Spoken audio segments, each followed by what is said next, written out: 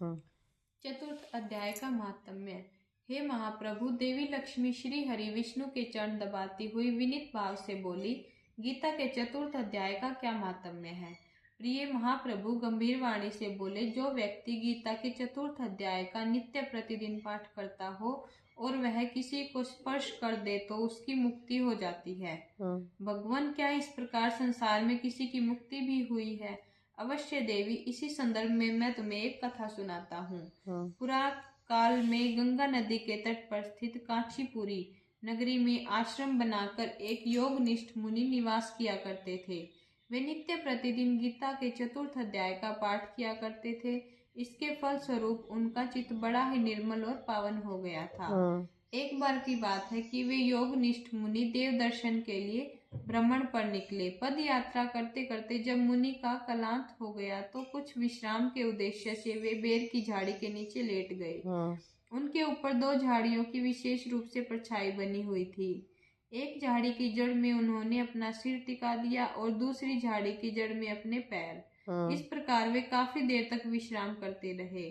सूर्य का तेज कुछ क्षीण पड़ जाने पर वे फिर पद यात्रा पर निकल पड़े। मुनिवर के चले जाने से कुछ ही देर पश्चात बेर की दोनों झाड़ियां सूखकर प्राणहीन हो गई और उन्होंने उस नगर के एक विद्वान ब्राह्मण के यहाँ दो कन्याओं के रूप में जन्म लिया। दोनों कन्याएं समय के अनुसार जब बढ़कर 7 वर्ष की होने को आई तो उन्होंने भ्रमण करते हुए उन्हीं मुनिवर को देखा जिनके स्पर्श मात्र से उनका उद्धार हुआ था।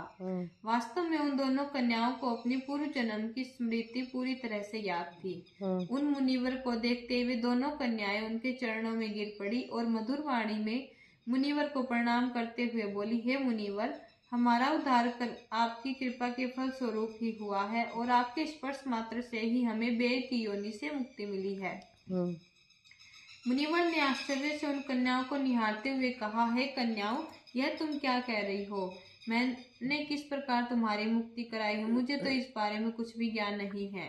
मुनिवर, आप एक योगनिष्ठ निर्मल चित्त वाले महापुरुष हैं। आपके स्पर्श से ही हमें मुक्ति मिली है। किंतु तुम्हारे बेर की झाड़ियां बनने का क्या रहस्य है? यदि संभव हो तो इसे स्पष्ट करो। मुनिवर, गोदावरी नदी के तट पर छिन्न पाप नामक एक उत्तम तीर्थ है।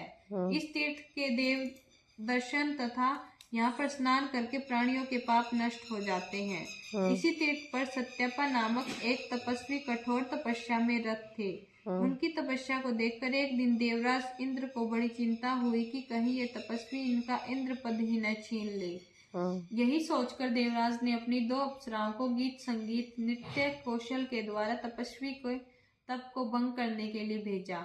अप्सराओं ने गंभीर स्वर में मृदंग बजाते हुए तथा मधुर वेणुनाद करते हुए नृत्य तथा नायन आरंभ कर दिया। अप्सराओं के नृत्य और स्वर लहरियों से तपस्वी का तप भंग हो गया और उन्होंने क्रोध से अपने कमंडल में जल छोड़ते हुए उन अप्सराओं को शाप देकर कहा, हे अप्सराओं, तुमने मेरी तपस्या में विघ्न डाला है। मैं तुम्हें शाप देता हूँ कि तुम गंगा के तट पर बेर की कंटीली झाड़ियां बन जाओ। तपस्वी के शाप को सुनकर दोनों अप्सराएं बड़ी भयभीत हुई और वे अपने उनसे अनुन्य विन्य करने लगी। आर्द्र स्वर में विनती करते हुए एक अप्सरा बोली, मुनिवर, इस प्रकार में हमारा कोई दोष नहीं है।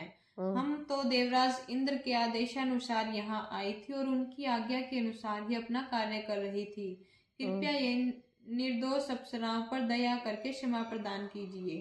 वास्तविकता का ज्ञान होने पर तपस्वी का प्रचंड क्रोध शांत हो गया। तब वे बोले, अप्सराओं, मैं तुम्हें शाप तो वापस नहीं ले सकता, किंतु हाँ, शाप का प्रकोप कुछ धीमा अवश्य कर सकता हूँ। मुनिवर दूसरी अप्सरा करबद्ध होकर बोली, हम पर कृपा कीजिए, जितना संभव हो शाप का कष्ट कर लीजिए। ठीक है अप्सराओं, तपस्वी तेज शांत स्वर में बोला, जब कोई श्रीमद् भागवत का चतुर्थ अध्याय का नित्य पाठ करने वाला आत्मज्ञानी तुम्हारा स्पर्श करेगा, तुम्हें उन कंटीली झाड़ियों की योनि से मुक्ति मिल जाएगी। मैं तुम्हें वर देता हूँ कि तुम्हारा स्मरण शक्ति भी यथावत बनी रहेगी। और इसके पश्चात एक अप्सरा बोली, महामुनि, आपके ही स्पर्श से हमें इस योनि से मुक्ति मिली थी। निश्चय ही आप श्रीमद् भागवत के चतुर्थ अध्याय का नित्य पाठ करते हैं। आज महामुनि के गीत गीता के चतुर्थ अध्याय के पाठ का मातम्य ज्ञात हो गया था। इस प्रकार देवी श्री विष्णु जी लक्ष्मी जी को समझाते हुए बोले, जो भी व्यक्ति गीता के चतुर्थ अध्याय का नित्य प्रतिदिन पाठ करता है, उसके स्पर्श मात्र से ही पापी मनुष्यों को भी मोक्ष की प्राप्ति हो जाती है।